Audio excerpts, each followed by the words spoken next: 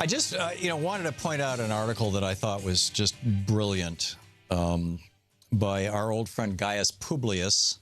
He's he writes under that pseudonym. He's an author who lives up in the Pacific Northwest, and Louise and I have become acquaintances, friends, over the last year or so. And his blog is downwithtyranny.blogspot.com. And this particular article is Google scores a pro-monopoly seat on the Trump transition team. Now, that headline in and of itself, just let that set in for a little bit. Google, of course, is being charged with, in Europe, both Google and Microsoft have at various times either been charged with, or it has been suggested that they should be charged with monopolistic behavior, in violation of the European anti-monopoly laws. We have anti-monopoly laws here in the United States, but they haven't been enforced since basically the Carter administration, which was Nixon started the breakup of AT&T, the Bell Telephone at that time, and that breakup into the Baby Bells and Lucent Technologies happened. I think it was finalized during the Carter administration. And that was really the last time that the federal government stepped in and said to a company, you have gotten too big to be good for competition, to be good for the American economy, and to be good for your customers.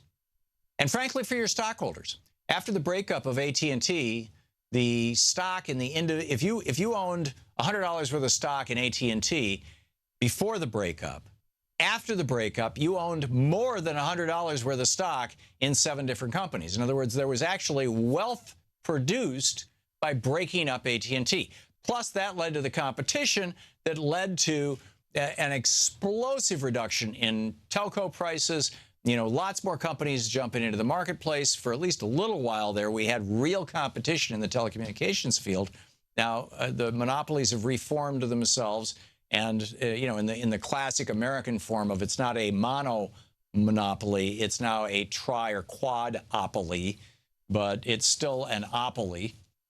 You'll recall I was complaining about my experience with T-Mobile, for example, some time back, where we use free conference call for our daily, let's get together and figure out what we're going to talk about on the radio and TV today, conference calls.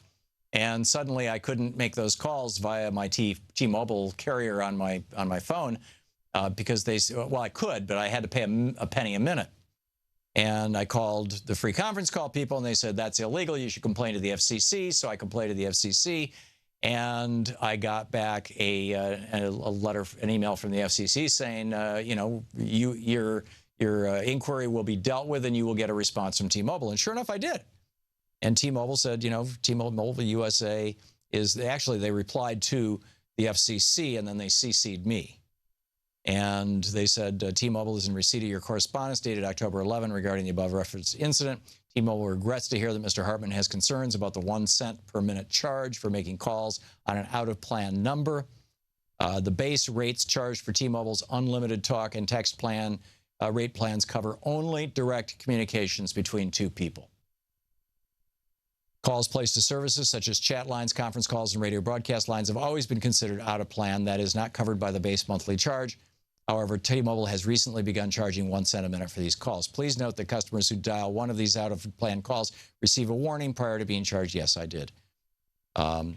It's very important to note, they say, that these charges are consistent with our customer agreements and that T-Mobile has fully disclosed its practices to all subscribers. Our rate plans provide that, quote, unlimited talk and text features for direct communication between 2 people, others, e.g. conference and chat lines, etc., may cost extra. That's a quote, apparently from the terms and conditions. And T-Mobile's terms and conditions advise that customers, quote, may have to pay extra for calls to some numbers, e.g. conference and chat lines, broadcast, international 900 or 976 calls, etc.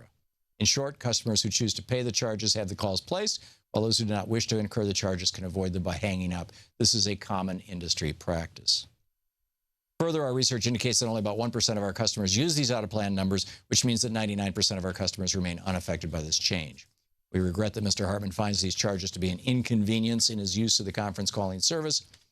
As an alternative, they said I should hook up with somebody that has a toll-free number. Well, the toll-free number ones you have to pay for. So I'm a cheapskate. But, the bottom line here is that, this was a little thing that was in the T-Mobile terms and conditions. And when I signed up for T-Mobile, I just clicked the button and said yes. I mean, have you ever read terms and conditions? I've done it a couple of times, but very rarely. Usually it's, it's like, 4 pages of legalese in all caps and hard. Not to say that T-Mobile's is. I never read it, so I don't know. But apparently they're right and I was wrong. But my point is that if we had real competition in telecommunications in this, and I'm guessing we've had a couple of our people who are calling in who are using AT&T who are now starting to have, they just get disconnected or they can't get through. And I don't know if it's that AT&T is going to follow T-Mobile. I mean, it's like the airlines, right? United is now going to start charging for putting baggage in the overhead compartments. Apparently, Americans started the practice or announced that they had started. I'm not sure if any of them have actually started doing this. I think it's planned for next year, but they're getting people ready for it. Because we basically only have 4 airlines. We basically have 4 phone companies. So if you don't like it, tough. Which brings me back to Gaius Publius' piece on downwithtyranny.blogspot.com. He points out first, he talks about the cult of the high-tech billionaire, how we worship the Silicon Valley billionaires. And he says this isn't all that different from the way that we worshipped the airmen in the 1920s, after World War I, before World War II. Amelia Earhart, what's his name? The Charles Lindbergh, thank you, Chris, et cetera. And, he points out that we thought of them as almost godlike. Now, the difference is that Charles Lindbergh and Amelia Earhart weren't making billions and didn't have enormous political power, although Charles Lindbergh was an outspoken opponent of entering World War II and, said we can work with Hitler and everything's going to be fine and don't worry about that fascist stuff, which was pretty bizarre. So anyhow, he points that out, and then he says, we're doing the same thing now to people like Steve Jobs, the late Steve Jobs, and these other high-tech billionaires, thinking that, because they started a company, Facebook or Twitter or whatever it may be, they must therefore be the most brilliant people on earth, and we should really seriously listen to everything they say on every topic. And if they decide to throw, a couple $100 million at a politician, that's a fine thing. And, we've got some of these billionaires, some of these Silicon Valley billionaires who are actually progressives. And we like them. And some of them are libertarians or conservatives, and we don't like them, or at least on the left.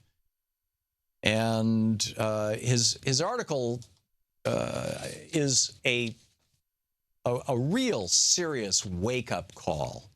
And I highly commend Gaius Publius for writing this. Again, it's over at downwithtyranny.blogspot.com. The headline, Google scores a pro-monopoly seat on the Trump transition team.